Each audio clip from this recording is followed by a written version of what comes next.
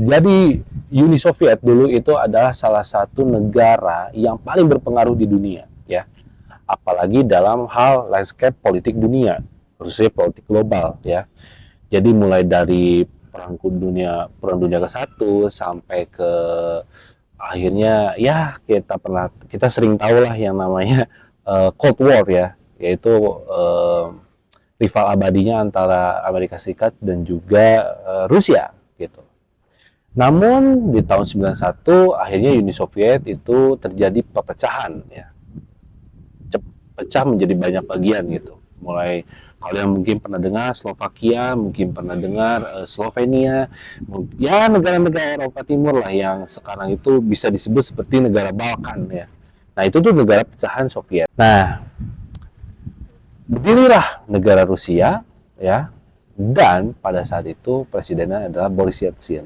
Tapi seiringnya waktu, Boris Yeltsin itu digantikan oleh salah satu sosok yang paling heroik, patriotik, dan juga kontroversial.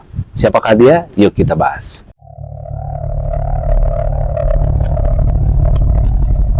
Jadi sosok itu adalah Vladimir Putin, ya. Gue ngefans banget sama Vladimir Putin ini sangat sangat bisa dikatakan menjadi pemimpin paling berpengaruh di dunia sekarang, ya.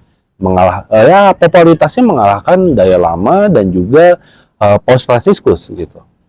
Nah, Vladimir Putin itu memulai karirnya dengan menjadi seorang agen rahasia atau bisa disebut dengan KGB atau Badan Intelijennya Rusia. Nah, dia dari kecil itu ditempa sebagai mata-mata atau agen rahasia. Dan ketika pada saat Rusia itu terjadi perpecahan, ya, Uni Soviet terutama. Nah, terjadi perpecahan, kemudian lahirlah negara Rusia. Ya, mungkin kalian pernah tahu yang namanya James Bond, ya. Kalian mungkin pernah tonton film James Bond dengan MI6-nya gitu kan, yang dia itu adalah seorang agen rahasia Inggris gitu kan. Nah, ini Vladimir Putin tuh nggak jauh seperti itu gitu. Cuma ini versinya KGB-nya Rusia gitu. Nah, setelah Uni Soviet terjadi perpecahan, kemudian balik tuh Vladimir Putin kembali ke negara asalnya dan terkhususkan dia kembali kepada kota Saint Petersburg, ya. Kota Saint Petersburg ini adalah salah satu kota kelahirannya, ya. Dan dia mulai meniti karir politiknya dari kantor wali kota, yaitu Anatoly Sobchak, ya. Nah, dia mulai belajar bagaimana dia berpolitik dan segala macam, dan pada akhirnya dia dipindahkan ke Moskow, ya. Dengan mungkin track recordnya yang bagus, ya, dia dipindahkan ke Moskow, dan di situ dia dijadikan staf atas naungan dari presiden saat itu, yaitu Boris Yeltsin. Setelah dia pindah ke Moskow dan dia bekerja di kantor kepresidenan Boris Yeltsin, nah di situ tuh karir atau popularitasnya mulai mencuat, ya, di saat ada terjadinya perpecahan Chechnya gitu. Di situ dia yang paling vokal, dia yang paling vokal, paling berani, paling patriotik, paling heroik, ya, sehingga dia diliput di media-media masanya Rusia gitu. Dan pada akhirnya ya masyarakat Rusia tahu bahwa oh, ini loh sosok Vladimir Putin gitu. Pada tahun 99, ya, pada saat karirnya sedang meroket, akhirnya dia bisa menggantikan sosok Boris Yeltsin. Boris Yeltsin itu adalah presiden sebelumnya dan digantikan oleh Vladimir Putin. Wah, ini gila sih kalau menurut gua, dari mata-mata sekelas intelijen, ya, dan dijadiin seorang presiden. Menurut gua ini luar biasa gitu. Ini menurut gua bukan orang main-main, bukan orang sembarangan. Ya, nggak heran kalau popularitasnya memang luar biasa sih di mata dunia gitu. Nah, jadi apa sih yang membuat Vladimir Putin dari dulu sampai sekarang dikenal menjadi tangan besi, ya, atau bisa dikatakan orang sosok yang paling kuat dan berpengaruh di dunia, khususnya di Rusia gitu. Jadi ada 3 hal yang menurut gua ini bisa dikatakan adalah strategi dari Vladimir Putin.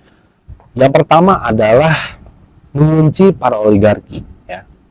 Mengunci para oligarki karena dulu pas zaman Boris Yeltsin, para oligarki ini itu tuh saking berpengaruhnya sampai bisa menyetir kebijakan pemimpin di Rusia gitu loh. Nah, tapi beda di zamannya Vladimir Putin. Kalau kasarnya ya, lu kalau mau main sama gue lu nggak bisa kayak gitu loh. Jadi Vladimir Putin itu melakukan sebuah interaksi karena kebetulan dia juga, yang gue baca dari sebuah data, Vladimir Putin itu ternyata dia sudah membangun koneksinya dengan para oligark itu sejak dia kerja di kantor wali kota Anatoly Sobchak gitu loh. Jadi ini memang dia dipersiapkan dengan matang gitu loh. Nah, ketika dia menjadi seorang presiden, dia mengunci para oligark, ya, dengan cara apa? Dengan cara para oligark ini tidak bisa menyetir kebijakannya, tapi mereka bisa mengolah proyek-proyek strategi nasional di Rusia. Contoh proyek-proyek strategis dari energi, dari bahan pokok, dari sumber mineral gitu kan, atau infrastruktur, itu semua yang pegang oligarki. Jadi ya kalau udah kayak gitu kan para oligarki juga nggak bisa ngapa-ngapain juga ya, dalam artian ya di situ udah di bawah pengawasannya Putin gitu loh. Jadi ya ini cara yang paling cantik ya menurut gua. Yang kedua adalah ada yang namanya Siloviki. Apa itu Siloviki? Siloviki itu adalah salah satu dari sebutan dari bahasa Rusia, yaitu para elit dari kepolisian, TNI. Kalau di Indonesia TNI ya, mungkin bahasanya kepolisian, militer, dan juga intelijen gitu loh.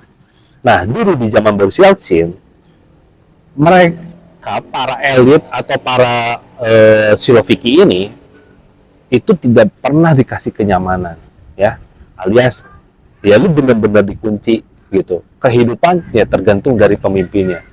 Nah, di zaman Vladimir Putin itu berbeda dan berbanding jauh. Kenapa? Karena pada saat Vladimir Putin menjadi presiden, para Siloviki ini atau para elit-elit polisi, tentara, dan juga militer atau juga intelijen itu diberi halayak hidup, diberi kemewahan. Untuk apa? Ya balik lagi, kalau misalnya para elitnya udah hidup nyaman, ya udah pasti mereka semua akan ikut visi dari misinya Vladimir Putin gitu loh. Nah, ini yang pada akhirnya mengunci daripada para Siloviki ini supaya Putin bisa mengatur atau menggiring kekuasaannya untuk menggapai visi dan misinya gitu loh. Dan yang ketiga adalah yang tidak berafiliasi langsung secara pribadi dengan Vladimir Putin, yaitu KGB, salah satu dari badan intelijen negaranya, badan intelijen negara, dan militer secara keseluruhan gitu loh. Jadi kan ini para elitnya udah dikunci ini. Elit udah dikunci semua, otomatis kan anak buahnya ikut dong, ya kan? Mau nggak mau gimana perintah, nggak bisa bilang enggak gitu kan. Jadi ya itulah strategi yang dilakukan oleh Vladimir Putin, ya. Dan ada salah satu dari luar 3 ini yang menurut gua ya pantesan aja Putin tuh benar-benar ditakuti gitu ya, dan disegani di Rusia. Salah satunya adalah Rusia itu merawat, ya, atau Putin itu merawat, ya, daripada para mafia oligarki, alias para godfather-nya deh. Jadi Putin itu bekerja sama dengan para mafia untuk pekerjaan-pekerjaan kotor. Nah, salah satunya adalah jadi sistemnya timbal balik gitu, timbal balik dari antara Vladimir Putin dan para mafia. Contoh misalnya, kalian boleh berbisnis prostitusi, berbisnis obat-obatan terlarang, dan juga bisnis judi dan segala macam. Kalian boleh beroperasi di Rusia, silahkan. Ya, cuman ketika saya punya pekerjaan kotor, kalian mau nggak mau harus ikut dari perintah saya. Nah, pada akhirnya dengan merawatnya mafia ini, Putin mampu menekan daripada oposisi Vladimir Putin gitu ya. Apalagi yang tidak sevisi gitu, apalagi yang tidak satu tujuan daripada Vladimir Putin. Sehingga apa? Para mafia ini digunakan untuk membungkam para para oposisi dan para penentang pada kebijakan Vladimir Putin gitu loh. Jadi hebat banget kan Vladimir Putin. Kalau menurut gua ini adalah salah satu pemimpin yang bisa kita jadikan apa ya,